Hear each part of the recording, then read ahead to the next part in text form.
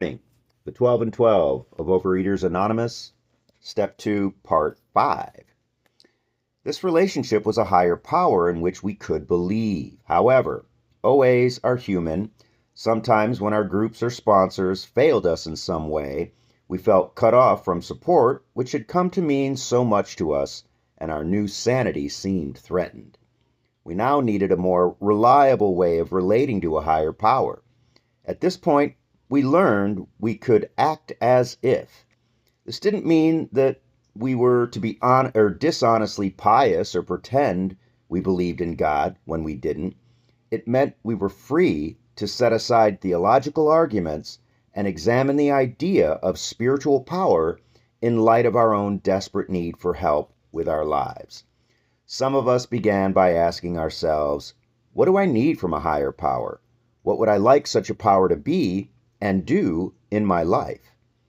Once we identified this power for ourselves, we found we felt at ease with it. Then we began to act as if such a power existed, and we found good things happening to us as a result.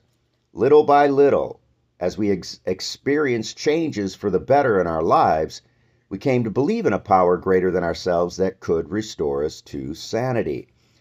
Those of us who arrived in OA with a set of religious beliefs usually looked at this step and said, no problem. I'm beyond this step. I already believe in God.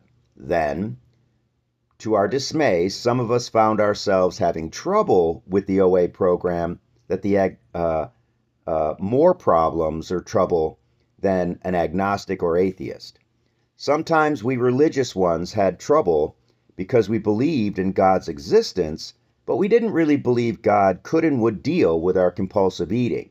Perhaps we didn't believe that our compulsive eating was a spiritual problem, or we felt that God was concerned only with more important matters and expected us to control such a thing as our eating.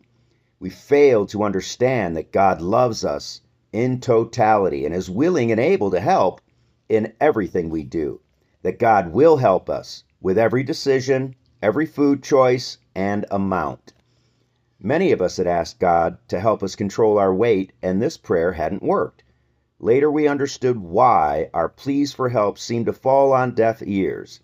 What we were really asking God to do was remove our fat while allowing us to go on eating whatever we wanted, whenever we wanted it.